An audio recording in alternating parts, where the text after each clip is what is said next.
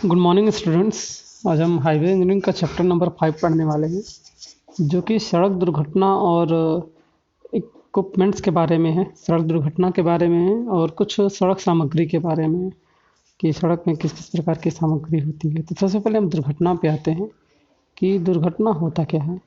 तो जैसा कि आजकल हम जानते हैं कि सड़कों पे वाहनों की जो संख्या है वो काफ़ी ज़्यादा बढ़ गई है। जितने आजकल पब्लिक नहीं है उससे ज़्यादा भी हमारी वाहनों की संख्या हो चुकी है। तो सड़क पे हर एक प्रकार की वाहन चलते रहते हैं, ठीक है। और वाहनों में हमेशा क्या है, वृद्धि होती जा रही है। परंतु जितनी वाहनों में वृद्धि हो रही है उसके अनुसार सड़कों की वृद्धि नहीं हो पा रही है, ठीक है। इसकी वजह से क्या है, वाहनों की संख्या ज़्यादा है और सड़कों की संख्या कम है, या फिर सड़कों में उस तरह की वृद्धि नहीं हो पा रही है। तो यह जो रीज़न है, ये सबसे बड़ा रीज़न है दुर्घटना का। इस कारण की वजह से दुर्घटना हो रहा है, ठीक है। तो यह तो सबसे बड़ा बड़ा रीज़न रहा दुर्घटना का। लेकिन दुर्घटना के कुछ और भी कारण होते हैं, ठीक है। जैसे कि सड़क पर यातायात का बहुत अधिक होना, मतलब ट्रैफिक डेंसिटी या ट्रैफिक वॉल्यूम का ज़्यादा होना। दूसरा है ट्रैफिक नियमों का सही से पालन ना करना। ये भी रीज़न है कि अगर कोई ट्रैफिक नियम को सही से पालन नहीं करता है तो भी इस प्रकार की दुर्घटना होने की संभावना काफ़ी ज़्यादा रहती है। आगे आता है चालक की लापरवाही। चालक की लापरवाही की वजह से इस प्रकार की दिक्कत होती है। उसके बाद जो वाहन होते हैं, वाहनों पे भी डिपेंड करता है कि उसमें टायर्स किस प्रकार के लगे हैं, उस पर किस प्रकार के ब्रेक का प्रयोग किया गया है, ठीक है। और हॉर्न का प्रयोग किया जा रहा है कि नहीं किया जा रहा है। जो गाड़ी चला रहा है वो किस प्रकार से गाड़ी चला रहा है, ठीक है। बात आती है कि गाड़ियों का ओवरलोड होना। ओवरलोड होने की वजह से भी कभी कभी क्या होती है, गाड़ियाँ ओवर टर्न कर जाती हैं।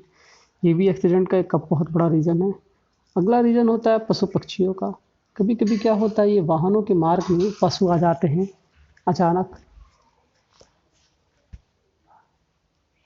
इस प्रकार से पशुओं के आने से एक्सीडेंट पर रोड पर पशुओं के आने से सड़क पर अचानक हमारे बाइक के लिए टर्न लेना काफ़ी कठिन हो जाता है। तो ये भी एक कारण है एक्सीडेंट का। कभी कभी क्या होता है, ठंडियों में कोहरा बहुत अधिक अधिक होने की वजह से सड़कें हमको साफ नहीं दिखाई देती हैं। ये भी हमारे एक्सीडेंट का एक बहुत बड़ा कारण होता है। और तो हम चालक की बताएं, चालक की लापरवाही होती है। चालक की लापरवाही हो सकती है, हो सके चालक को ड्रिंक एंड ड्राइव कर रहा हो, ठीक है, शराब पीने के बाद गाड़ी चला रहा है। तो ये भी एक बहुत बड़ा रीज़न है। वाहन चलाने में चालक जो है ये पूरी तरीके से निपुण ना हो तो भी इस तरह की दुर्घटना होने की संभावना पूरी तरीके से बनी रहती है। अब इसके रोकने के क्या क्या उपाय हैं। तो इसको रोकने के लिए सबसे पहली बात आती है कि ट्रैफिक नियमों का हम सही से पालन करें, ठीक है।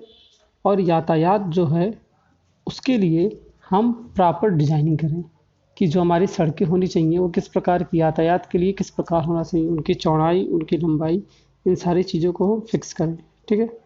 आगे आता है फिर जो वाहन चालक है उनका लाइसेंस हम तभी दें जब उनको पूरी तरीके से गाड़ी चलाना आ जाए, ठीक है। नहीं तो अगर ऐसे हम किसी को भी लाइसेंस दे देंगे तो हमको काफ़ी ज़्यादा दिक्कत होगी, ठीक है। और बहुत जगह ऐसा देखा गया है कि जो भी एक्सीडेंट होता है वो बच्चों के गाड़ी चलाने के कारण ही होता है, या फिर सही से गाड़ी चलाने के कारण ही होता है। हम अक्सर देखते हैं कि माता पिता अपने बच्चों को गाड़ियाँ दे देते हैं जो कि एडल्ट नहीं है, और वो गाड़ियों को किसी भी स्पीड में कहीं पे भी लेके जा रहे हैं, ठीक है। तो इसलिए भी क्या है, एक्सीडेंट के सारे बहुत रीजन होते हैं, ठीक है। अब हम आगे इसमें आते हैं सड़क सामग्री के बारे में, ठीक है। तो हम आपको बता दें, सबसे पहले भूमि या भूमि पर जहाँ भी जितने भी पदार्थ होते हैं वो क्या होते हैं, मिट्टी के बारे में हम बता रहे हैं। भूमि का ऊपरी जो भी भाग होता है जिसमें भी खनिज लवण से जो भी मिलके बने होते हैं वो हमारी क्या कहलाती है, वो हमारी मृदा कहलाती है, ठीक है। तो जो हमारी मृदा होती है ये कई पार्ट्स में पाई जाती है, ठीक है। पहला जो होता है वो क्ले होता है। इसकी जो पार्टिकल साइज होती है वो 0.002 मिलीमीटर होती है। सिल्ट का 0.06 से लेकर 0.02 मिलीमीटर तक का होता है।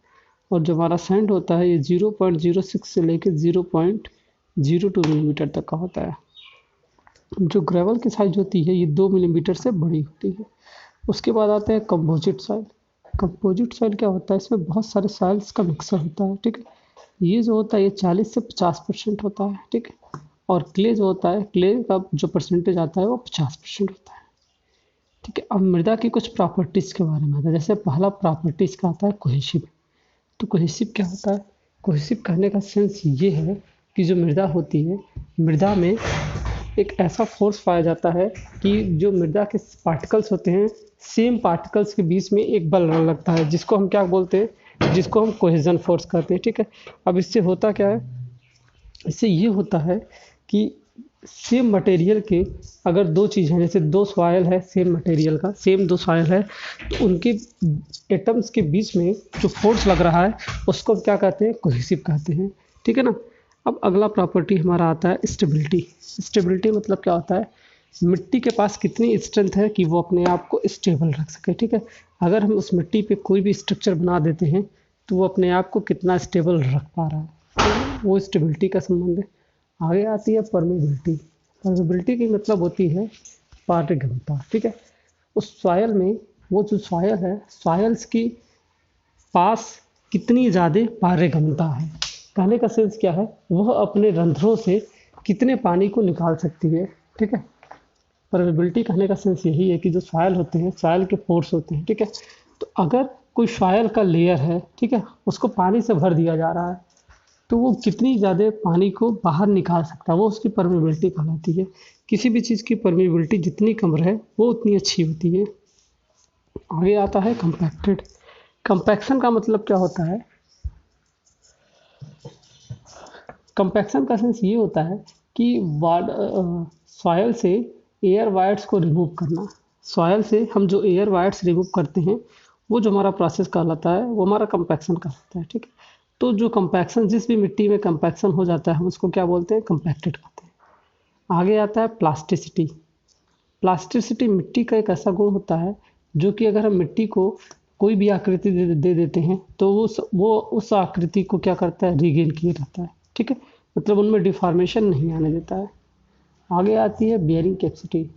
बियरिंग कैपेसिटी का सिंपल मतलब ये है कि धारण क्षमता, उस मिट्टी की धारण क्षमता कितनी है। ठीक है, उस मिट्टी की धारण क्षमता कितनी है। अगर हम उस मिट्टी को, उस पर कोई हम स्ट्रक्चर बना देते हैं, ठीक है, या फिर हम उस पर कोई फाउंडेशन बना देते हैं, तो क्या उसकी धारण क्षमता इतनी है कि वो उसको रिगेन किए रहेगा, तो वो हमारा कहलाता है बियरिंग कैपेसिटी। अब बात आती है सबग्रिड के बारे में।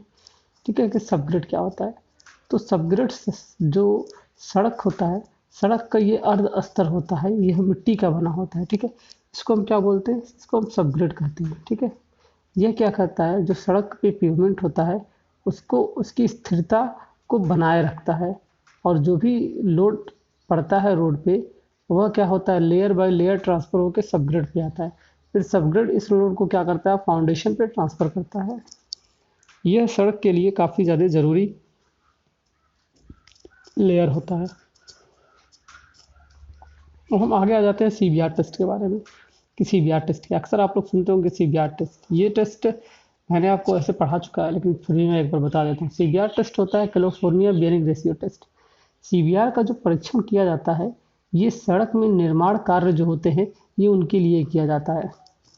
इसमें 150 मिलीमीटर व्यास का एक सांचा होता है तथा 50 मिलीमीटर व्यास का एक छड़ होता है।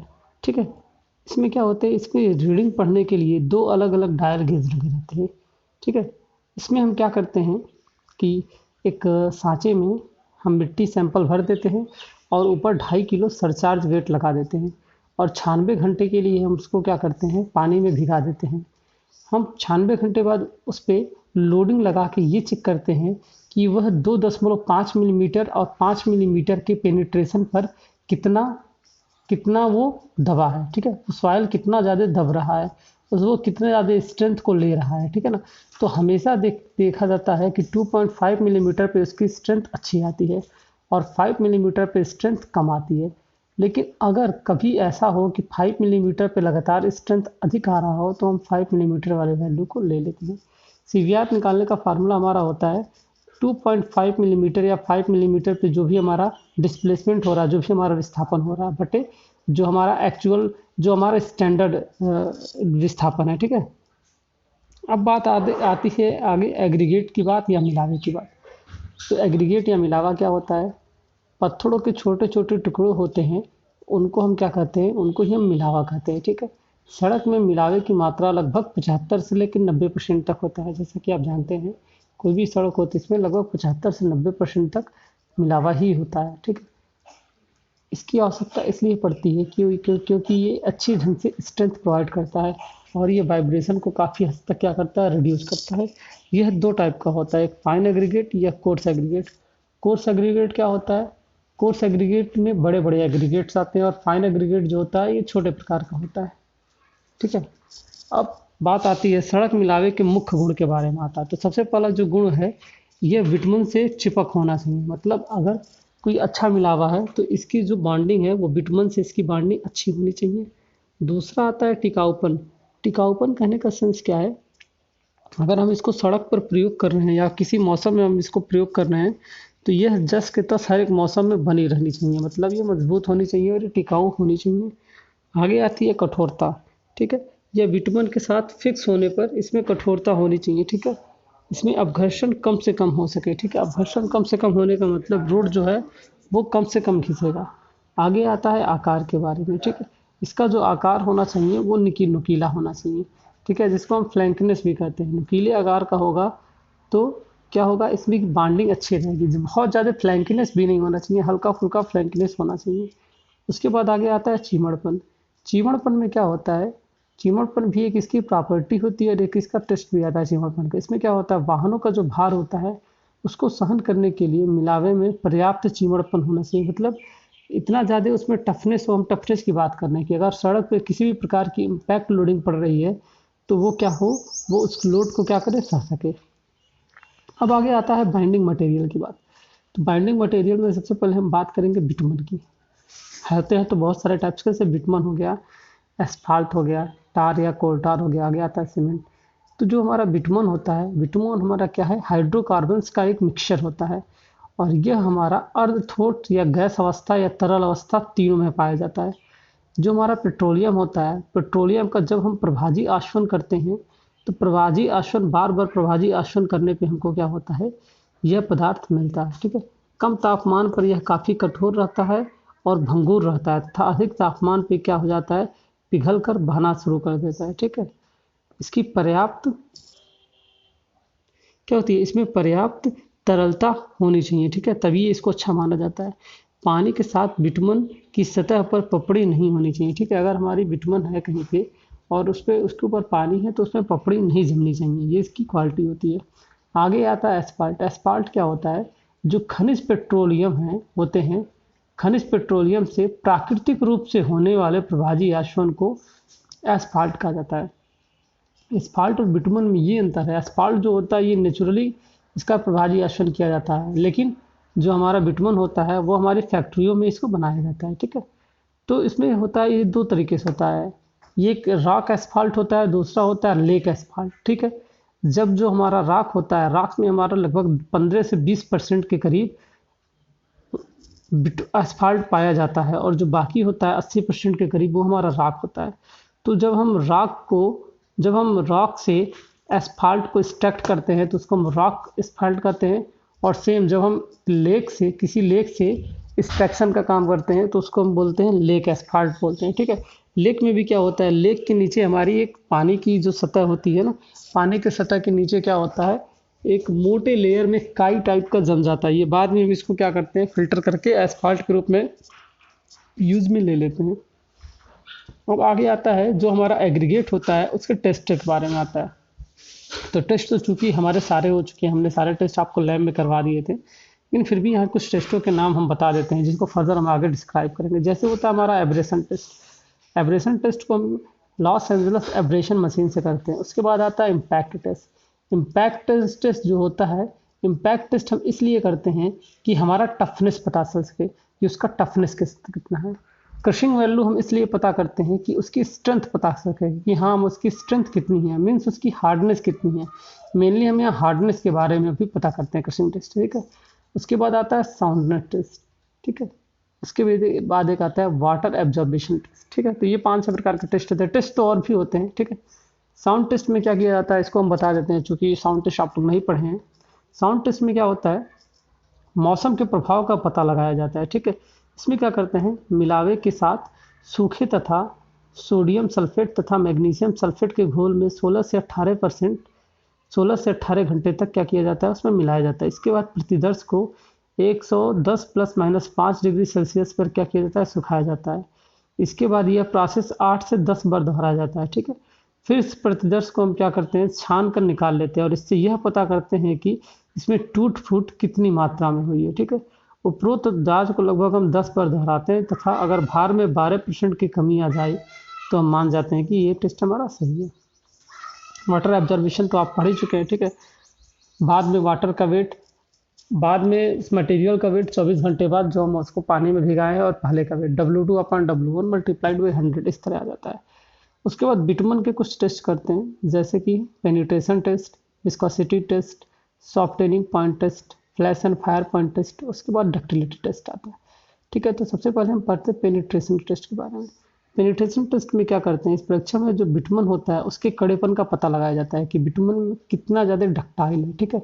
जो हमारी निडल है वो बिटुमन में कितनी पेनिट्रेट कर रही है, कितनी पेनिट्रेट नहीं कर रही है। तो इसमें क्या करते हैं हम इसमें हम क्या करते हैं, बिटुमन में हम क्या करते हैं, एक निश्चित भार की सुई रहती है, ठीक है। उस सुई को हम क्या करते हैं, एक फिक्स हाइट से उस सुई पे क्या होता है 100 ग्राम का वेट लगा होता है, और जो बिटुमन होता है वो 25 डिग्री सेल्सियस पे क्या किया जाता है, गर्म किया जाता है। हम सुई को क्या करते हैं, एक निश्चित डिस्टेंस से छोड़ देते हैं। उसके बाद क्या होता है, वह जितना ज़्यादा बिटुमन में चला जाता है अंदर, जितना ज़्यादा बिटुमन में स्थापित होता है 1 सेंटीमीटर या 2 सेंटीमीटर या 1 मिलीमीटर या 2 मिलीमीटर, जितना भी विस्थापित होता है, फिर क्या किया जाता है, उस भाग को हम क्या करते हैं, जो प्रवेश किया रहता है लंबाई, उसको नाप लेते हैं तथा उसके 10वें भाग से हम उसमें क्या करते हैं, नाप लेते हैं और बेधन मान का हम ग्रेडिंग कर लेते हैं, ठीक है। आप जैसे कि डायग्राम में देख सकते हैं, सैंपल ए में क्या है, 100 ग्राम का वेट लगाया गया है और नीचे निडल है, ठीक है। उसके बाद क्या किया जाएगा, उसको फिक्स कर देंगे और फिर हम उस निडल को छोड़ देंगे। जैसे ही निडल को छोड़ देंगे तो ऊपर वाले से जितना निडल गया रहेगा उस पार्ट को हम क्या कर लेंगे, कैलकुलेट कर लेंगे। 1 मिलीमीटर या 2 मिलीमीटर जो भी आया रहता है कैलकुलेट कर लेंगे। फिर उसके 10वें भाग से हम क्या करते हैं, उसको डिवाइड कर देते हैं। तो इस तरह से हमारा क्या होता है, पता चल जाता है उसकी वैल्यू कितनी। इसका एक चार्ट होता है, उस चार्ट के थ्रू हम क्या करते हैं, इसके बारे में सारा डिटेल के बारे में हम पता लगा लेते हैं। अब बात आती है विस्कोसिटी की। विस्कोसिटी क्या होता है, किसी भी चीज़ में जो विस्कोसिटी होती है वो हमको ये बताता है, फ्लोइंग कैपेबिलिटी के बारे में बताता है, ठीक है। तो यह जो परीक्षण होता है विस्कोमीटर के द्वारा किया जाता है, ठीक है। किसी भी यंत्र की नली में एक छिद्र होता है, ठीक है। निश्चित तापमान पर 50 मिलीलीटर बिटुमन निकल जाने पे जो समय लगता है उसको सेकंड में मापा जाता है। यह समय उस बिटुमन का सहायता परीक्षण कहलाता है। तो कुछ इस तरह में इसका परीक्षण करते हैं। अब आगे आता है कटबैक के बारे में कि कटबैक क्या होता है। तो कटबैक बिटुमन तथा कोलतार दोनों अवशिष्टों के लिए लागू होता है। कटबैक तेल शोधन कारखानों में आसवन करते समय जो उड़ने वाले दृश्य द्रव्य से बाहर निकलते हैं उसे कटबैक कहते हैं। कटबैक क्या है, मतलब अगर हम आसवन कर रहे हैं, बिटुमन का आसवन कर रहे हैं, तो जो हमारे पास बिटुमन का मटेरियल है उससे जितना भी लिक्विड उड़ जा रहा है उसको हम क्या कहते हैं, कटबैक कहते हैं, ठीक है। और बाकी जो बच जा रहा है उसको हम बाकी जो बच जाता है उसे हम क्या कहते हैं, कटबैक कहते हैं। जो अवशिष्ट बच जाता है, अवशिष्ट में से जो उड़ जाता है उसे हम क्या कहते हैं, कटबैक कहते हैं, ठीक है। आगे आता है इमल्सन। इमल्सन ऐसे पदार्थ होते हैं जो एक दूसरे में कभी भी नहीं मिलते, एक दूसरे में कभी भी घुलनशील नहीं होते। जैसे कि एग्जांपल हम ले सकते हैं, मिट्टी के तेल में अगर आप पानी घोलना चाहें या आप पेट्रोल में या आप तेल में पानी घोलना चाहें तो कभी भी नहीं मिलेगा। तो क्या है, ये एक तरह से इमल्सन का एग्जाम्पल है, ठीक है। अब ऐसा करते हैं स्टूडेंट, ये चैप्टर तो हमारा खत्म हो चुका है लेकिन हम इसमें कुछ और इंपॉर्टेंट क्वेश्चन देख लेते हैं। तो ठीक है स्टूडेंट्स, हम आ गए हैं इंपॉर्टेंट क्वेश्चन की लिस्ट में। तो कुछ हम इसमें इंपॉर्टेंट क्वेश्चन देख लेते हैं कि कैसे कैसे क्या इंपॉर्टेंट क्वेश्चन है, ठीक है। तो अब आपको हम बता देते हैं मोरम क्या होता है। तो मोरम जैसे कि ये छोटे ढेले की आकृति की दानेदार सिलिकामयी पदार्थ होती है जिसमें ग्रेनाइट, ट्रैप, लैटेराइट और आदि के विघटन से ये बनता है। कंकड़ के बारे में आप जानते ही हैं, ठीक है। और मैं आपको कुछ बता दूं, बाइंडर्स क्या क्या प्रयोग होते हैं ये मैं बता ही चुका हूँ। बिटुमन और रोडताल में ये तो मैं बता चुका हूँ, इसमें भी ज़्यादा कुछ नहीं है, ठीक है। एग्रीगेट में मैं आपको कुछ क्रशिंग टेस्ट के बारे में बता देता हूँ। क्रशिंग टेस्ट में एक्चुअली होता क्या है, इसमें एक 150 मिलीमीटर की क्या होती है, एक ऊपर की प्लंजर होती है, उसके नीचे हमारा क्या होता है 152 मिलीमीटर का एक प्लेट लगा होता है और उसमें क्या किया जाता है, हम प्रतिदर्श को भर देते हैं 140 मिलीमीटर तक। उसके बाद हम क्या करते हैं, ऊपर जो हमारा सिलेंडर होता है, सिलेंडर पे इस पे लोड लगाते हैं, ठीक है।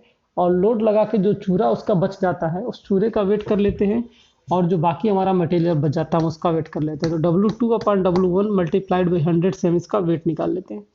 एब्रेशन टेस्ट तो मैं आपको बता ही चुका हूँ।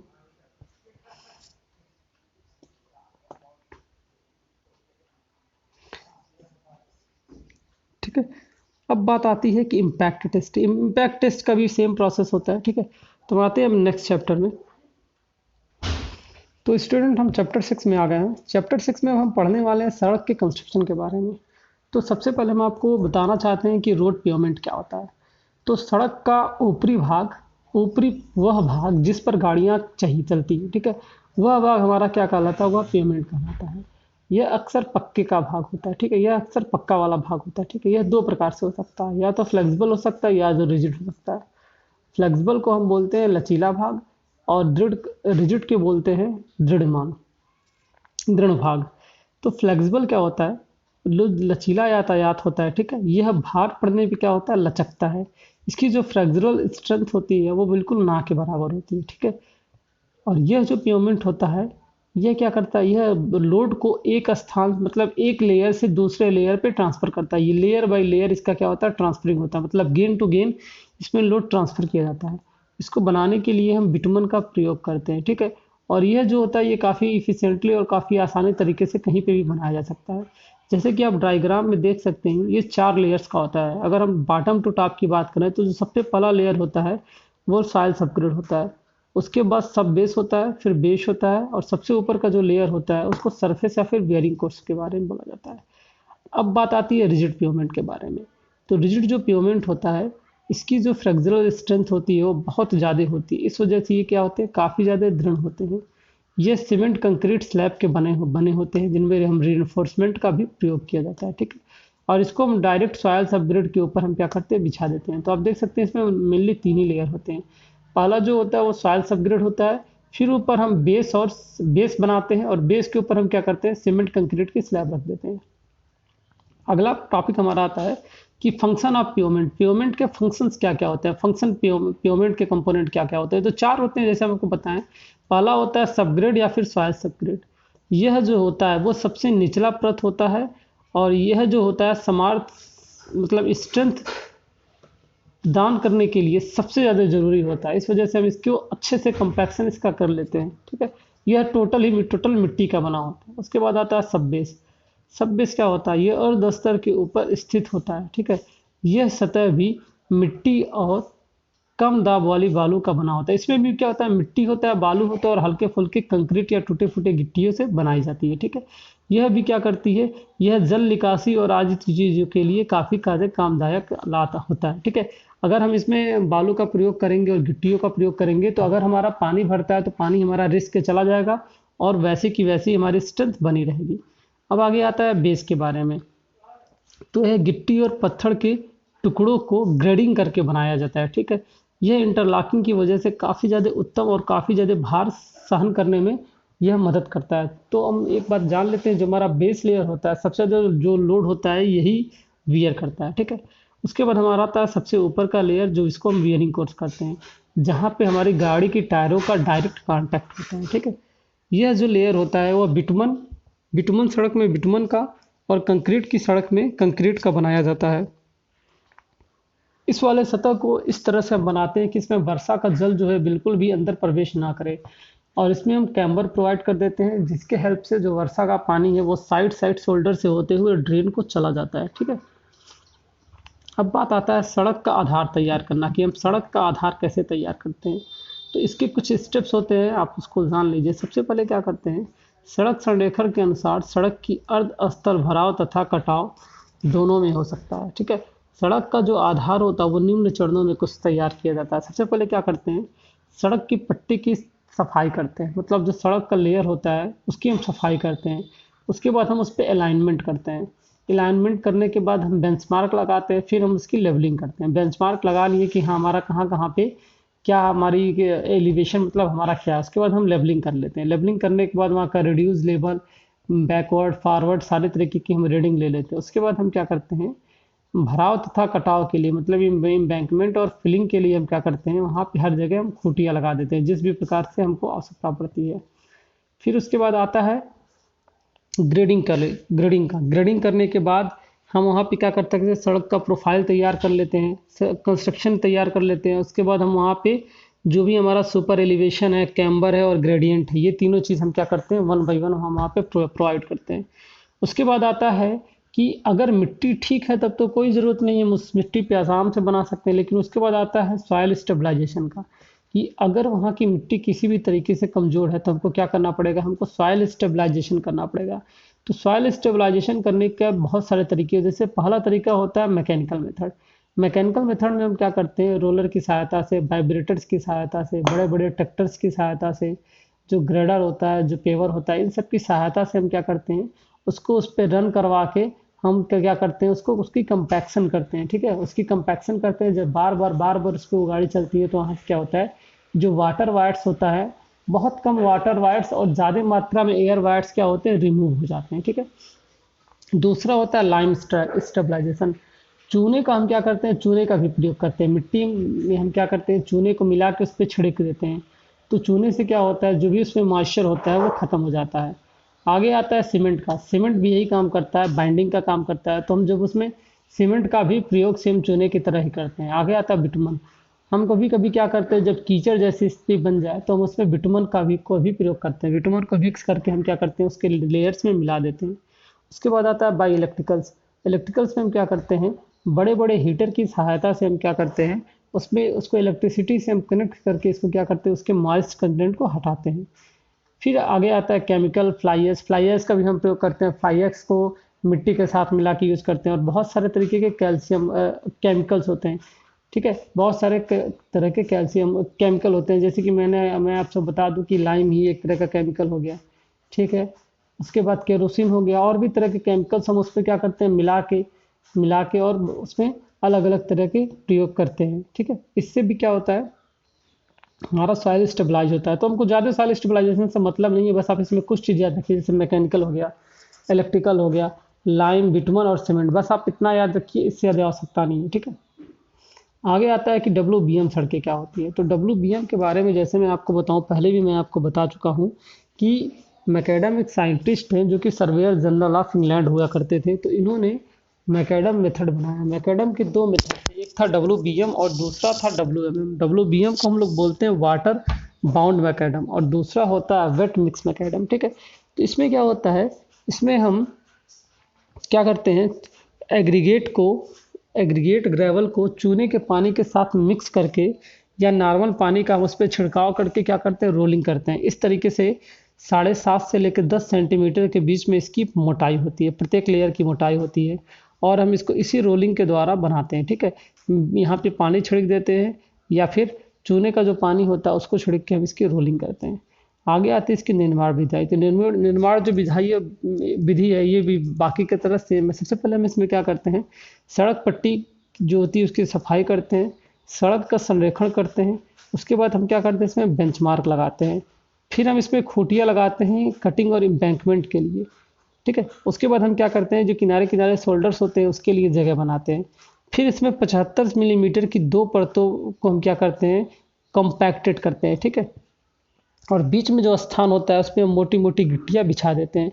इसके बाद सड़क पे पानी छिड़क देते हैं या फिर चूने का पानी छिड़क देते हैं। उसके बाद हम इसको रोलिंग करते हैं। ठीक है, तो रोलिंग करने के बाद क्या होता है, 1 या 2 लेयर में रोलिंग करने के बाद हम इसको नॉर्मली किसी के लिए ओपन कर देते हैं। अब बात आती है कि इसके लाभ क्या है, इसकी आवश्यकता क्यों पड़ी। तो इसकी लागत बहुत ज़्यादा कम होती है और यह लगभग 900 टन तक का वजन सह सकता है। यह लेन 1 सिंगल लेन 2 लेन में भी हो सकता है। ठीक है, इसमें ज़्यादा काबिल कारीगरों की आवश्यकता नहीं पड़ती है, ना तो ज़्यादा इक्विपमेंट की आवश्यकता पड़ती है। ठीक है, अब आगे आता है यह क्या है, इसका मेंटेनेंस भी ज़्यादा आवश्यकता मेंटेनेंस की नहीं है और काफ़ी लंबे समय तक यह चल जाता है।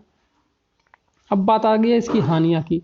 तो हानियों में इसकी सबसे पहली हानि है कि जो मेंटेनेंस की खर्चा लगता है वो काफ़ी ज़्यादा लगता है।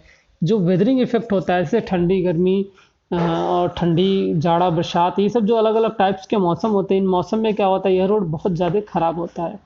और इस रोड की सबसे बड़ी खराबी ये है कि इसका ट्रैक्टिव रेजिस्टेंट काफ़ी कम होता है, ठीक है ना। मतलब जो अपघर्षण मान होता है वो बहुत ज़्यादा कम होता है, ठीक है। तो जब गाड़ियाँ इस पे चलती हैं तो काफ़ी ज़्यादा इस पे धूल उड़ती है, ठीक है ना। और इस पे क्या होता है, घर्षण बहुत ज़्यादा होता है, फ्रिक्शन बहुत ज़्यादा होता है। फ्रिक्शन बहुत ज़्यादा होने की वजह से क्या होता है, इस पे ऊपर के सरफेस उखड़ जाते हैं। अब हम आगे इसमें बात करते हैं बिटुमन सड़क के बारे में। तो हमारा जो बिटुमन सड़क होता है, ठीक है, इसमें हम बंधक के रूप में बिटुमन का प्रयोग करते हैं। बाकी सारा जो लेयर्स होता है वो वैसे का वैसा होता है। अब इसमें आता है पृष्ठ हम किस तरह तैयार करते हैं। तो पृष्ठ जो होता है वो 3 तार तरीके से तैयार करते हैं। पहला होता है पृष्ठ प्रसाधन। इसमें क्या करते हैं, जो ऊपर का सतह होता है, ठीक है, उस पे हम कैम्बर और सुपर एलिवेशन सारी चीज़ें प्रोवाइड करने के बाद बिटुमन को क्या करते हैं, बिटुमन को डाल के रोलिंग करते हैं। उसके बाद 24 घंटे के लिए सड़क को खोल दिया जाता है। दूसरा होता है pre mix carpet. Pre mix carpet में क्या होता है, मिलावा और बंधक को क्या करते हैं, एक विशेष मिक्सर में प्रयोग करते हैं और इसे कारपेट के रूप में 2.5 सेंटीमीटर से 5 सेंटीमीटर की सतह में हम बिछा देते हैं। उसके बाद आता है ग्राउटेड पेवमेंट। ग्राउटेड पेवमेंट में क्या होता है, ग्राउटेड पेवमेंट में क्या किया जाता है, यह जलबद्ध मैकेडम की तरह ही अपनाया जाता है, ठीक है ना। इस क्रिया को हम क्या कहते हैं, रेनोटाइजिंग कहा जाता है। यह 2 प्रकार से होता है, ठीक है। इसने कुछ बच्चे ने कुछ गलत लिख दिया है, ठीक है। यह क्या होता है, यह जो वाटर बाउंड मैकेडम होता है सेम उसी तरह यूज किया जाता है। इसमें क्या करते हैं, 2.5 से लेकर 5 सेंटीमीटर का एक लेयर बनाते हैं, फिर उसके ऊपर हम दूसरा लेयर बनाते हैं। तो ये 2 तरीके से होता है, semi grouted, flow grouted. Semi grouted में क्या होता है, 2.5 से लेकर 5 सेंटीमीटर की लेयर बिछा के रोलिंग करते हैं, और फुली ग्राउटेड में क्या होता है, 7 से लेकर 9 मीटर तक का हम लेयर बिछाते हैं। उसके बाद आता है एस्फाल्ट पेवमेंट। ये भी सेम उसी की तरह होता है। इसमें हम बिटुमन की जगह एस्फाल्ट का प्रयोग करते हैं और 25 से लेकर 35 मिलीमीटर के आकार में, 3 मिलीमीटर से लेके के आकार में, मतलब वही बात है कि 25 से 30 मिलीमीटर तक हम इसको क्या करते हैं, मोटाई में बिछाते हैं और 180 डिग्री सेल्सियस पे गर्म किया हुआ बिटुमन को हम क्या करते हैं, इस पे स्प्रे करके रोलिंग करते हैं। अब आगे बात आता है कि सीमेंट कंक्रीट सड़क के बारे में। तो सीमेंट कंक्रीट सड़क आप जैसा कि जानते हैं बाकी से वो क्या होता है, मजबूत होता है। और इसमें क्या करते हैं, हम सीमेंट कंक्रीट के स्लैब्स का प्रयोग करते हैं जिनमें रेनफोर्समेंट भी लगा होता है। तो इनकी जो एज होती है वो 30 से लेकर 50 साल के करीब होती है, ठीक है। मतलब जो नॉर्मल सड़क होती है उससे 5 से 6 गुना ज़्यादा इसकी कैपेबिलिटी पाई जाती है, ठीक है। अब बात आती है कि जो सीमेंट कंक्रीट होता है इसके बनाने की क्या विधि है। तो अर्ध अस्तर और अर्ध आधार उसी तरह से किया जाता है। किनारे किनारे हम क्या करते हैं, तख्ताबंदी कर देते हैं। उसके बाद क्या करते हैं, तख्ताबंदी करने के बाद जो हम स्लैब की मोटाई के बराबर हम क्या करते हैं, किनारे किनारे पर तख्ताबंदी कर देते हैं। उसके बाद हम क्या करते हैं, कंक्रीट ना सटे साइड से, इसलिए हम क्या करते हैं, साइड में जो तख्ताबंदी करते समय हम उस पर ग्रीस या आयर का प्रयोग कर लेते हैं। उसके बाद कंक्रीट के मिक्सचर पे हम उस पर क्या करते हैं, ढाल देते हैं। ढालने के बाद हम समय समय पे क्या करते हैं, क्यूरिंग करते रहते हैं। क्यूरिंग करने के बाद हम क्या करते हैं, उसके जो ऊपर का लेयर होता है उसके लिए हम क्या करते हैं, कुछ दिनों के बाद ऊपर का लेयर हम तैयार करके ऊपर का लेयर उसको हम बना देते हैं। उसके बाद आता है कंपैक्टिंग एंड फ्लोटिंग। तो इसका प्रयोग हम तब करते हैं जब हमारा सड़क बना नहीं होता है। बनने के टाइम में हम क्या करते हैं, उसको अच्छी तरीके से कंपैक्ट कर देते हैं, ठीक है। बेलिंग करने का सेंस क्या है, जो हमारी एक कपड़े की बेल्ट की सहायता से हम क्या करते हैं, ऊपर काफ़ी ज़्यादा सरफेसिंग पार्ट कर देते हैं जिससे वो स्मूथ बना रहे। आगे आता है ब्रूमिंग। ब्रूमिंग करने का भी सेंस यही है, क्या करते हैं, इसको झाड़ू से हल्के हल्के खुरच देते हैं। इससे क्या होता है, वहाँ पे फ्रिक्शन प्रॉपर बना रहा है, ठीक है। उसके बाद आता है एजिंग। एजिंग जो किनारे की आकृति होती है, जहाँ पे भी एज निकला रहता है, कट निकला रहता है, उसको हम क्या करते हैं, उसको हम काट के गोल बना देते हैं कि वो हमारे हाथों में ना लगे। फिर उसके बाद क्यूरिंग आता है। 14 से लेकर 28 दिन तक हम उसका क्या करते हैं, क्यूरिंग करते हैं। उसके बाद हम उसको ट्रैफिक के लिए ओपन कर देते हैं। अब आगे बात आती है जॉइंट्स की, कि सड़कों में किस किस प्रकार के जॉइंट्स प्रयोग किए जाते हैं। तो जो हमारा कंक्रीट की सड़क होती है इनमें कई प्रकार से जॉइंट्स प्रयोग किए जाते हैं। पहला होता है लॉन्गिट्यूडनल, दूसरा होता है, तो स्टूडेंट 2 तरह के जोड़ होते हैं। पहला अनुदैर्घ्य होता है, दूसरा अनुप्रस्थ होता है।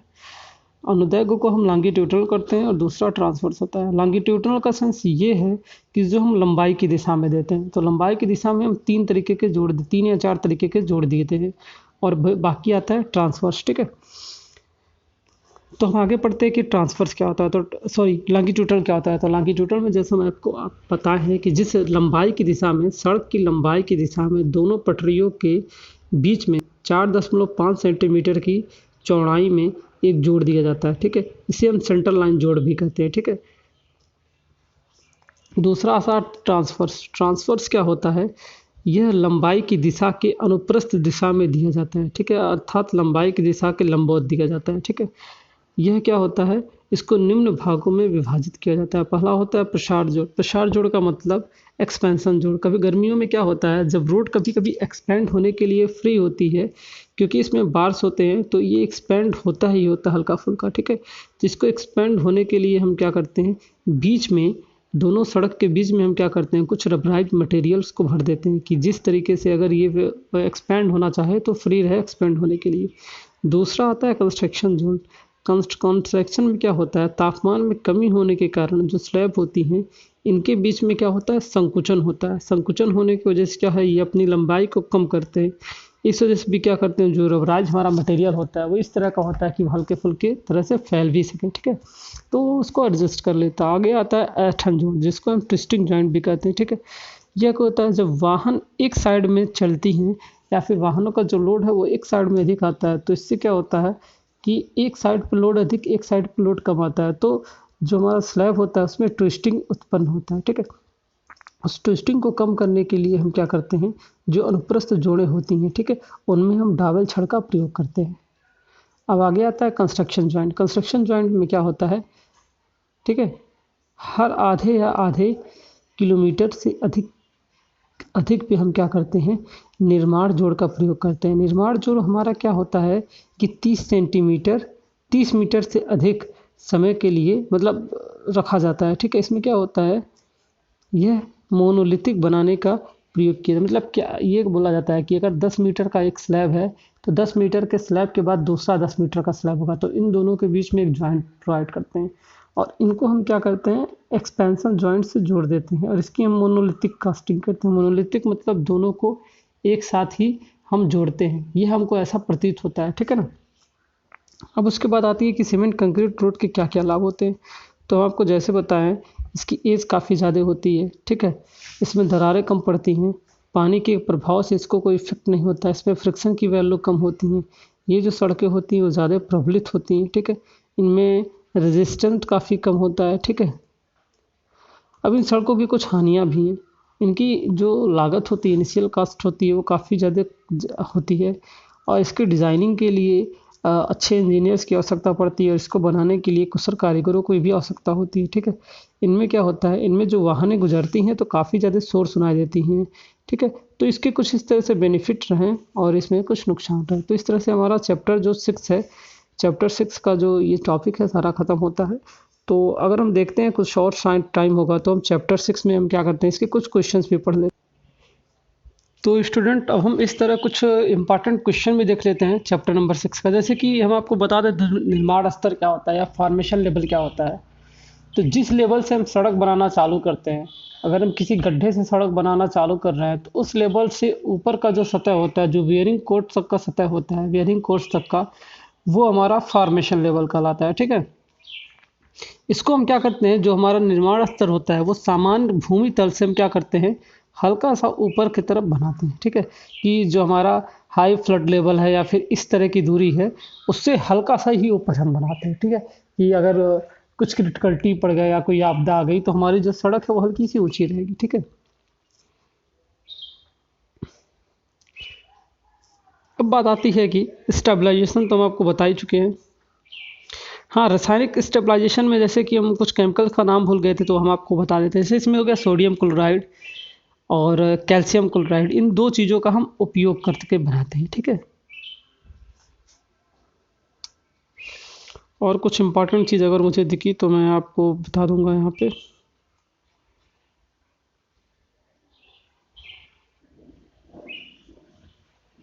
बाकी कोहेजन परमेबिलिटी, हाँ कंसोलिडेशन आपको मैं बता देता हूँ। तो जैसे मैं आपको कंपैक्शन बताया था, तो कंपैक्शन एक ऐसा प्रोसेस था जिसमें हम सॉइल से वाटर एयर वायर्स को रिमूव कर रहे थे, ठीक है। वैसे ही कंपैक्शन कंसोलिडेशन एक प्रोसेस होता है। इसमें हम क्या करते हैं, जो हमारा सॉयल सैंपल होता है, इस सैंपल से हम जो वाटर बाइट्स को रिमूव करने का प्रोसेस होता है वो कंसोलिडेशन कहलाता है। कंसोलिडेशन जो होता है ये बहुत धीरे धीरे प्रोसेस होता है और ये नेचुरली प्रोसेस होता है। ठीक है, ये काफ़ी स्लो प्रोसेस है और ये नेचुरली अकर होता है। इसको कंप्लीट होने में लगभग 100 साल 150 साल तक लग जाते हैं। लेकिन कंपैक्शन क्या है, रैपिडली प्रोसेस है, ये तुरंत हो जाता है और ये मैनमेड तरीके से हो जाता है। ठीक है,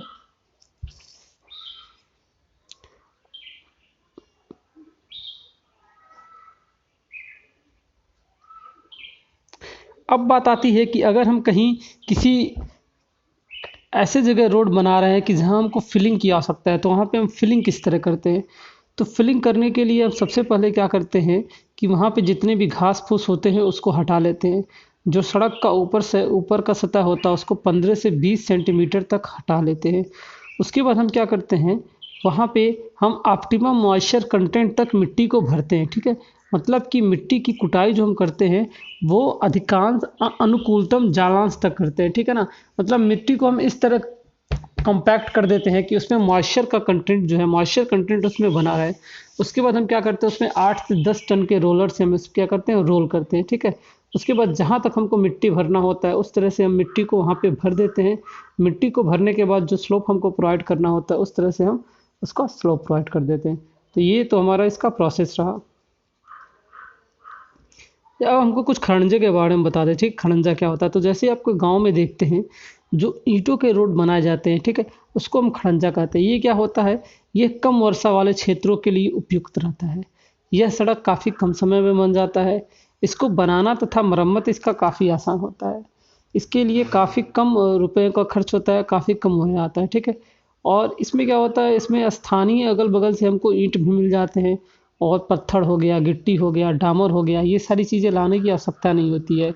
बहुत आराम से सिर्फ और सिर्फ ईंटों की मदद से हम इस मतलब रोड को बना सकते हैं। ठीक है, और यह अधिक वर्षा वाले क्षेत्रों के लिए नहीं बनाया जाता है, क्योंकि अधिक वर्षा वाले क्षेत्रों में क्या होता है, इस प्रकार की जो सड़कें होती हैं उनके नीचे नॉर्मली हमारा सॉयल ही होता है। तो जब वहाँ पे पानी जाएगा तो कुछ दलदली टाइप की ज़मीन हो जाती है और वहाँ से कीचड़ निकलने लगता है। ठीक है, तो ये क्या होता है, ये बिटुमेन और कंक्रीट की अपेक्षा काफ़ी ज़्यादा सस्ती होती है। ठीक है, और ये किसी भी के द्वारा भी, किसी भी नॉर्मल इंसान के द्वारा इसको बनाया जा सकता है। और ये मेनली गांव देहातों या फिर बहुत छोटे एरियो में ही हम इसको देते हैं। ठीक है ना, इसकी बहुत ज़्यादा वैसे कोई इसकी आवश्यकता तो थी नहीं, लेकिन फिर भी मैं आपको इसमें बता देता हूँ।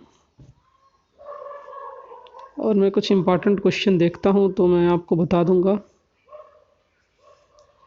ठीक है, देखिए अब रोलिंग हम आपको बता देते हैं कि मेथड ऑफ रोलिंग क्या है। तो रोलिंग में क्या किया जाता है, 8 से 10 टन का रोलर या फिर किसी डीजल का रोलर को हम इसमें प्रयोग किया जाता है। रोलिंग जो होती है सबसे पहले किनारे से एक साइड की तरफ आगे बढ़ती है एक पट्टी पे, फिर सेम दूसरी पट्टी पे हम उसको क्या करते हैं, लाते हैं। इसको कभी भी हम रोड पे घुमाते नहीं हैं, एक पट्टी को रोल करते हैं फिर अगेन दूसरी पट्टी को रोल करते हैं। ठीक है, अब कैम्बर को बनाए रखने के लिए हम क्या करते हैं, रोलर को सड़क के मध्य भाग को पार कभी नहीं करना चाहिए। ठीक है ना, तो जो रोलर होता है ये सड़क के मध्य भाग को पार कभी नहीं करता है। ठीक है, यह आधी चौड़ाई की जब रोलिंग कंप्लीट हो जाती है तो दूसरे तरफ जो आधी चौड़ाई होती है उसकी रोलिंग करता है। ठीक है, किनारों से केंद्र की ओर रोलिंग कार्य बढ़ाने से गिट्टी सड़क के मध्य की ओर सड़कती है और सड़क का जो कैम्बर होता है ये ऊपर उठ जाता है। इस वजह से हमको यह चीज़ ध्यान रखनी चाहिए कि हम बीच में इस प्रकार की कैम्बर ना करें, बीच में जो हम इस प्रकार की रोलिंग ना करें। ठीक है, तो जो रोलिंग करने का रेट होता है वो होता है 30 मीटर प्रति मिनट। एक मिनट में लगभग 30 मीटर तक की रोलिंग हो जानी चाहिए। ठीक है, रोलिंग करते समय अक्सर हमको पानी का छिड़काव करते रहने चाहिए उसके टायरों पे, कि जो उसके टायर तो लोहे के ही होते हैं, तो उसके जो टायर है वो वहाँ पे पकड़े ना। इस वजह से हम इनमें क्या करते हैं, हल्के फुल्के पानी का छिड़काव करते रहते हैं। ठीक है, तो एक जो रोलर होता है वो एक दिन में लगभग 35 घन मीटर गिट्टी की रोलिंग कर सकता है। ठीक है, और 25 मिलीमीटर माप की गिट्टी के टुकड़ों को तोड़ने के लिए या पीसने के लिए काफ़ी ज़्यादा ये आरामदायक होता है। अब जो कैंट होता है, कैंट पे भी रोलिंग की जो क्रिया की जाती है वो भीतरी से आरंभ की जाती है और बाहरी की तरफ की जाती है। अगर हम कहीं सुपर एलिवेशन दिए हैं तो इसकी अगर हमको रोलिंग करना है तो सबसे पहले जो इनर एरिया होता है हम उसकी रोलिंग करते हैं, फिर आउटर एरिया की रोलिंग करते हैं। अब उसके बाद आता है कि अगर कोई 3.5 मीटर की चौड़ी सड़क है और 1 किलोमीटर की लंबाई में रोलिंग करना है तो लगभग इसमें सामान्यतः 6 दिन का समय लगता है। मैंने कहने का सेंस ये है, 1 किलोमीटर सड़क को अगर हमको रोलिंग करना है तो लगभग हमको 6 दिन का टाइम लग जाता है। ठीक है, अब बात आती है कि सरफेस ड्रेसिंग क्या होता है। तो सरफेस ड्रेसिंग के बारे में भी कुछ हम आपको बता देते हैं। सरफेस ड्रेसिंग करने का सेंस क्या है, मैकेडम सतह पर गर्म बिटुमन तार का प्रयोग करके उस पर महीन गिट्टी बिछाना और उसकी पुताई करना या रोलिंग करना, इसी को हम क्या कहते हैं, सतह पर लेपन या फिर पृष्ठ उपचार किया जाता है। अगर किसी भी तरह से हमारी जो सतह है वह खराब हो गई है या हमको नई सतह बनानी है तो हम उस पर क्या करते हैं, जो हमारा एग्रीगेट होता है, एग्रीगेट के साथ हम बिटुमन को मिलाकर एक लेप तैयार करते हैं और उसके ऊपर हम क्या करते हैं, बिछाते हैं। उस प्रोसेस को हम क्या करते हैं, सरफेस ड्रेसिंग कहता है। अगर वहाँ की गिट्टी उखड़ गई है या फिर वर्षा के जल की वजह से वहाँ पर रट्स पड़ गए हैं या फिर गड्ढे पड़ गए हैं, ठीक है, तो इस तरह के हम सिचुएशन में क्या करते हैं, सरफेस ड्रेसिंग करते हैं। ठीक है, इसके लाभ क्या क्या होते हैं, इससे जो हमारी सड़क होती है वो फिर से वर्षारोधी बन जाती है। जो रबड़ टायरों में निर्वात उत्पन्न के कारण, जो रबड़ मतलब रबड़ के टायर से जो सड़क उखड़ते हैं, इसकी संभावना कम हो जाती है। सड़क की आयु बढ़ जाती है।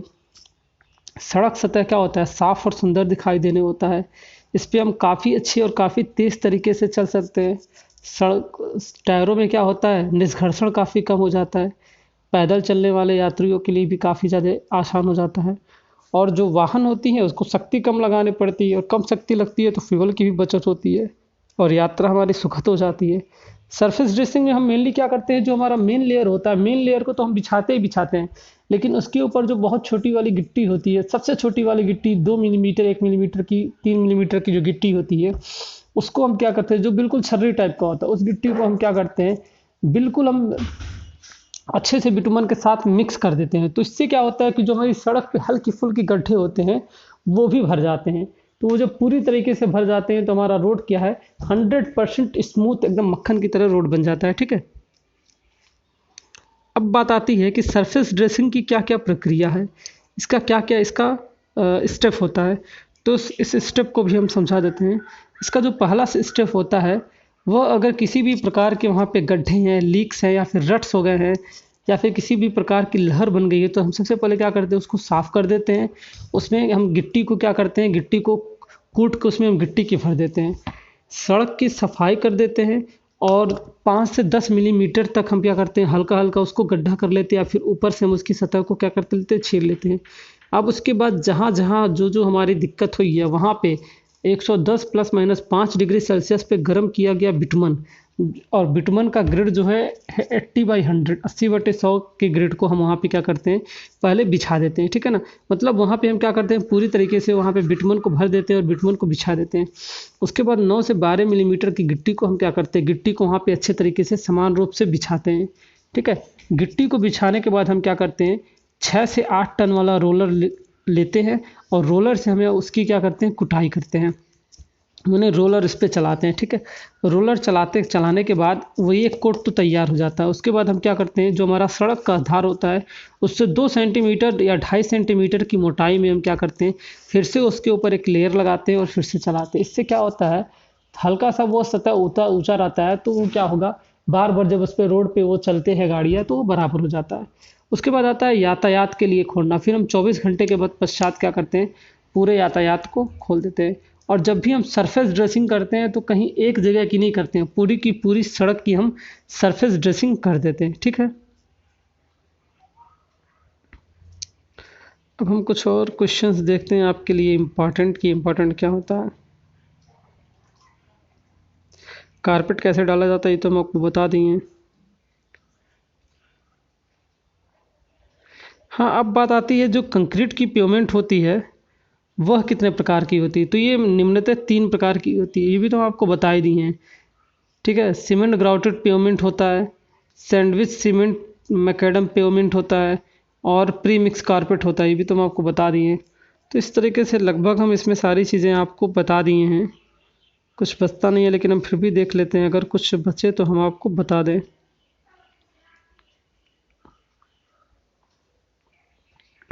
हाँ, इसमें एक टॉपिक आता है कि क्रिटवे क्या होता है। ठीक है, क्रिटवे क्या होता है, ये ईंट पत्थर की स्लैब, बिटुमनी गिट्टी अथवा सीमेंट कंक्रीट की पर्याप्त चौड़ाई 2 समांतर पट्टियाँ होती हैं जो विशेष तौर पर लोहे की पहियों व बैलगाड़ियों के चलने के लिए ग्रामीण क्षेत्रों में बनाई जाती है। ठीक है, इसलिए ये क्या होता है, यह किनारे किनारे रोड के साइड साइड में जो जैसे रोलर्स अधिक चलते हैं या फिर वहाँ पे किसी लोहे की पहिए चल रहे हैं, तो उनके लिए हम क्या करते हैं, किनारे किनारे क्रिट वे बना देते हैं। मतलब सड़क के सतह के नीचे हम क्या करते हैं, सीमेंट कंक्रीट की एक स्लैब को बिछा देते हैं जिससे वो अधिक से अधिक लोड को क्या कर सके, गेन कर सके। ठीक है, इस पर क्या होता है, पटरी पहिया व पटरी चौड़ाई तथा 2 पटरियों के मध्य में इस प्रकार दूरी रखी जाती है कि जो पहिया उसका होता है वो उसी पक्के भाग पे पड़े। ठीक है, इसकी जो चौड़ाई होती है वो 600 मिलीमीटर से लेकर 750 मिलीमीटर तक होती है तथा 15 सेंटीमीटर तक इसकी मोटाई रखी जाती है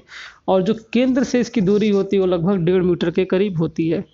तो जो दोनों पटरियाँ होती हैं, ठीक है, इनके बीच में हम क्या करते हैं, बालू, बजरी, मुरम आदि को डालकर हम क्या करते हैं, काफ़ी अच्छी तरीके से इसकी कुटाई कर देते हैं। ठीक है, उसके बाद हम 1:2:4 के प्रयोग में 1:2:4 का ग्रिड लेके सीमेंट कंक्रीट का प्रयोग करते हैं और 2 मीटर की लंबाई में हम इसको रख देते हैं। अब आगे बात आती है कि इसके क्या गुण होते हैं। तो यह जो पटरी होता है वह निम्न गति से चलने वाले लोहे के पहियों बैलगाड़ियों के लिए उत्तम रहती है। पूरी सड़क की चौड़ाई में निर्माण से इस पर कम व्यय आता है। जलबद्ध मकैडम या कच्ची सड़कों की तरह इसमें क्या है, रट्स नहीं पड़ते हैं, क्योंकि रट्स इसलिए नहीं पड़ते हैं कि जो बगल बगल में जो क्रिट पे बना होता है सारा लोड वहाँ पे ट्रांसफ़र हो जाता है। इस वजह से जो पेवमेंट का लेयर रहता है वो जस का तस बना रहता है। इसकी आयु काफ़ी ज़्यादा होती है। अब इसके कुछ डिसएडवांटेज भी होते हैं, जैसे कि क्या है, पहिए अगर बार बार किनारे पे पड़ते हैं तो जो किनारे का वो किनारे का सतह होता है वह टूट जाता है और उसके टूट जाने पे जो जल होता है वो सीधे सड़क के लेयर में नीचे भरने लगता है। ठीक है, तो 7-8 मिनट और है, पूरा 60 मिनट का वीडियो हमको बनाना है, तो हम ऐसा करते हैं 1-2 टॉपिक इसमें और पढ़ लेते हैं जो आपकी ज़रूरत की हैं। चलिए हम सीमेंट ग्राउटेड पेवमेंट के बारे में पढ़ लेते हैं। यह जो विधि होती है वह बिटुमनी ग्राउटेड सड़क के समान ही होती है। इसमें सबसे पहले हम क्या करते हैं, अर्ध अस्तर को तैयार कर लेते हैं और उसमें 40 से लेकर 100 मिलीमीटर तक की पत्थर की गिट्टी को हम क्या करते हैं, एक श्रेणी क्रमबद्ध में 12.5 मीटर की मोटाई में हम उसको क्या करते हैं, बिछा के रोल कर लेते हैं। ठीक है, रोलिंग करने की जो परत की मोटाई होती है वह 10 सेंटीमीटर तक रहनी चाहिए। ठीक है, इसमें सीमेंट और बालू का जो मिक्सचर रखा जाता है वह 1:2 का रखा जाता है और 35 लीटर पानी जो है वो प्रति बोरे की दर से इसमें डाली जाती है। उसके बाद क्या किया जाता है, जो घोल होता है वह रिश्ता हुआ गिट्टी के बीच में से रिक्त स्थानों में भर जाता है। ठीक है, फिर उसके बाद क्या किया जाता है, कूंची द्वारा घोल के समान रूप से फैलाया जाता है। ठीक है, सेट होने पे क्या किया जाता है, पेवमेंट को छोड़ दिया जाता है। लेकिन इस प्रकार की विधि तो मैं भारत में कभी देखा नहीं, अपने यहाँ इस प्रकार की विधि कभी प्रचलित नहीं होती है। ठीक है, हम तो जो यूज करते हैं वो नॉर्मल सबग्रेड के ऊपर क्या करते हैं, 2 अलग अलग लेयर्स बना के यूज़ कर लेते हैं। बेस के ऊपर एक लेयर बना देते हैं, पीक्यूसी और डीएलसी के 2 लेयर बना के यूज़ कर लेते हैं। उसके बाद आता है सैंडविच सीमेंट मैकेडम। इस विधि में क्या होता है, जो गिट्टी के 2 स्तर होते हैं वो सीमेंट, उसके बीच में हम क्या करते हैं, सीमेंट मसाला भर दिया जाता है। मतलब एक ऊपर गिट्टी का स्तर होता है, एक नीचे गिट्टी का स्तर होता है, उसके बीच पे हम क्या करते हैं, मसाले को भर देते हैं कि ये कुछ सैंडविच की आकृति का हो जाता है, इसलिए इसको हम बोलते हैं सैंडविच सीमेंट मैकेडम पेवमेंट। ठीक है, अर्ध स्तर की जो इस पर मोटाई होती है वो 35 से 40 मिलीमीटर तक की होती है और टोटल इसको 6.25 सेंटीमीटर की मोटाई में बिछाया जाता है। ठीक है, इसकी रोलिंग करके कुटाई कर लेते हैं, जो कि कुटाई करने के बाद ये 5 मिलीमीटर तक आ जाता है। ठीक है, गिट्टी के ऊपर क्या किया जाता है, 4 सेंटीमीटर की मोटाई में सीमेंट बालू का प्रयोग किया जाता है और इसको 32 लीटर पानी प्रति बोरे की दर से इस पर डाला जाता है। ठीक है, फिर इसके ऊपर हम क्या करते हैं, 10 से 12 मिलीमीटर की छोटे छोटे गिट्टियों की माप से 6.25 सेंटीमीटर मोटा हम लेयर एक फैला देते हैं। उस पर क्या करते हैं, फिर रोलिंग करने में हम क्या करते हैं, सीमेंट बालू घोल आदि लिक्तियों को हम क्या करते हैं, पूरी तरीके से भर देते हैं। सेम प्रोसेस है, हम नीचे क्या करेंगे, गिट्टी का लेयर बना देंगे और उसके ऊपर हम क्या कर देंगे, पूरा हम सीमेंट का लेयर बिछा देंगे। उसके बाद हम क्या करते हैं, फिर जो हमारा ऊपर वाला लेयर होता है उसको नीचे वाले लेयर की तरह एजिटेड बना देते हैं। ठीक है, तो इस तरह से वो हमारा तैयार हो जाता है। और ये कुछ सैंडविच प्रकार का होता है कि ऊपर भी गिट्टी नीचे भी गिट्टी, बीच में क्या है, पूरा सीमेंट का मिक्सचर भरा होता है, इस वजह से हम इसको बोलते हैं sandwich sandwich cement macadam pavement. आगे आता है पूर्व मिश्रित कंक्रीट कारपेट या पेवमेंट। तो भारत में कंक्रीट सड़कों के लिए पूर्व मिश्रित कंक्रीट विधि अधिक प्रयोग में लाई जाती है। इसमें क्या होता है, सीमेंट कंक्रीट के घटकों को उचित अनुपात में, मतलब उनके भार के अनुसार कंक्रीट मिश्रक में डाल के कंक्रीट तैयार की जाती है। तैयार कंक्रीट को सड़क पर आवश्यक मोटाई में बिछाकर वाइब्रेटर द्वारा कुटाई की जाती है तथा सड़क को समतल किया जाता है। फिर उसके बाद इस पर प्रॉपर क्यूरिंग की जाती है और 28 दिन बाद यह सबके लिए ओपन कर दिया जाता है। तो कुछ इस प्रकार से रहा। तो स्टूडेंट, इस तरह से हमारा ये पूरा चैप्टर लगभग ख़त्म होता है। ठीक है, तो इसमें हम चैप्टर 5 पढ़े हैं। चैप्टर 5 हमने पूरा पढ़ा रिवीजन की दृष्टि से। चैप्टर 5 के हमने कुछ इंपॉर्टेंट क्वेश्चन भी पढ़े। ठीक, फिर हमने चैप्टर 6 पढ़ा पूरी तरीके से रिवीजन की दृष्टि को देखते हुए। उसके बाद चैप्टर 6 के कुछ हम इंपॉर्टेंट क्वेश्चन पढ़े। अब हम कुछ आ जाते हैं, कुछ छोटे छोटे क्वेश्चन पे आ जाते हैं, जैसे कि मृदा स्थायीकरण क्या होता है। तो जो कमज़ोर मृदा होती है उसको फिर से स्टेबल करने के लिए जो हम स्थायीकरण करते हैं, जो हम मृदा में बहुत सारी चीज़ें मिलाते हैं, उसको हम क्या करते हैं, मृदा स्थायीकरण करते हैं। ठीक है, अब जैसे कि मृदा स्थायीकरण किससे किससे किया जाता है, तो हम आपको बता दें, सिल्ट से किया जाता है, chemical, cement, lime, bitumen, asphalt, इन सारी चीज़ों से किया जाता है। कोहेजन हम आपको बताया है क्या है, अणुओं में, सेम अणुओं में क्या होता है, सेम एटम्स में क्या होता है, आकर्षण के कारण मृदा की जो कण है वो आपस में फोर्स बनाती है, आपस में जुड़ी रहती है। उसको हम क्या कहते हैं, उसको हम कोहेजन कहते हैं। ठीक है, पारगम्यता के बारे में बता दें, जो मृदा कणों के रंध्र होते हैं से पानी के रिसने के गुण को हम पारगम्यता कहते हैं। आपको बताएं तो प्रत्यास्थता बताए ही हैं, मृदा का वह गुण जिसके कारण भार के हट जाने पे वह पूर्व अवस्था में आ जाती है, प्रत्यास्थता कहलाती है, जिसको हम इलास्टिसिटी कहते हैं। और प्लास्टिसिटी हो जाएगी तो क्या होगा, वो सेम की सेम अपने उसी अवस्था में रहेगी और वापस नहीं आएगी। शहनन क्या होता है, कंपैक्शन बताए ही हैं कि अगर हम मृदा से किसी भी तरह से, मृदा के वायर्स से किसी भी तरीके से हम पानी को निकाल पाएँ तो ये हमारा प्रोसेस क्या कहलाता है, शहनन कहलाता है। ठीक है, अब अगला क्वेश्चन आता है, कच्ची सड़क निर्माण के गुण लिखिए। तो कच्ची सड़क जो होता है उनमें व्यय कम आता है। इसके लिए गिट्टी, पत्थर, दामड़ अथवा किसी अन्य प्रकार के उपकरणों की आवश्यकता नहीं पड़ती है। ग्रामीण क्षेत्र में इस तरह की सड़कें अधिक बनाई जाती है। ठीक है, जिनके संरेखण में थोड़ा बहुत सुधार करके, ठीक है, फिर उसको क्या कर दिया जाता है, पक्का बना दिया जाता है। अब इसके दोष क्या क्या है, तो इसकी दोष ये होती है कि अधिक पानी वाले जगहों पे इसका प्रयोग नहीं कर सकते हैं, क्योंकि वहाँ पे दलदल की स्थिति बन जाती है। ठीक है, वर्षा ऋतु वाले एरियो में इसका बिल्कुल भी प्रयोग नहीं कर सकते हैं। और सेम यही बहुत गर्मी वाले जगहों पे भी हम इसका प्रयोग नहीं कर सकते हैं, क्योंकि इन सड़कों से क्या होता है, काफ़ी ज़्यादा धूल और गंदगी निकलती हैं। ठीक है, तो यह जो होता है मेनली, अगर आदमियों को पैदल आना जाना है या फिर वहाँ पे बैलगाड़ी आनी जानी है या फिर वहाँ पे छोटे मोटे यातायात आते जाते हैं, तो उस तरह के लिए हम इनका प्रयोग करते हैं। ठीक है, तो कुछ क्वेश्चंस और हम देख लेते हैं।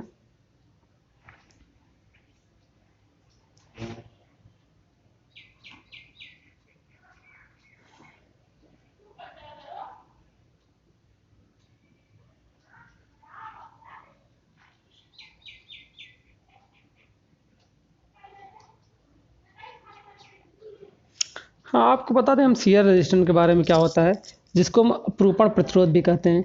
तो भार के कारण क्या होता है, जो सड़कों की नींव होती है वो कभी कभी क्या होती है, विफल हो जाती है। जो नींव के नीचे मृदा होती है वो कभी कभी लोड पड़ने की वजह से क्या होती है, विफल हो जाती है। तो जो विफल होना कहलाता है वो अपरूपण विभांग या शियर फेलियर कहलाता है। और फेलियर होने से बचने के लिए जो लोड्स को वो सहता है वो हमारा शियर रेजिस्टेंट कहलाता है। ठीक है ना, तो इस तरीके से तो अब हमारा ये पूरा यूनिट ख़त्म होता है। बस हम कुछ सेकंड्स का और इंतज़ार कर लेते हैं। ठीक है, फिर हम अगले चैप्टर में कुछ आपको चैप्टर 7 के बारे में भी बताएंगे, उसके साथ कुछ इम्पॉर्टेंट क्वेश्चंस को भी बताएंगे। ठीक है, ऐसे ही वन बाई वन करके हम पूरा इसका रिवीजन को ख़त्म कर लेंगे। ठीक है, हम आपको कुछ और टर्मिनोलॉजी बता दें, जैसे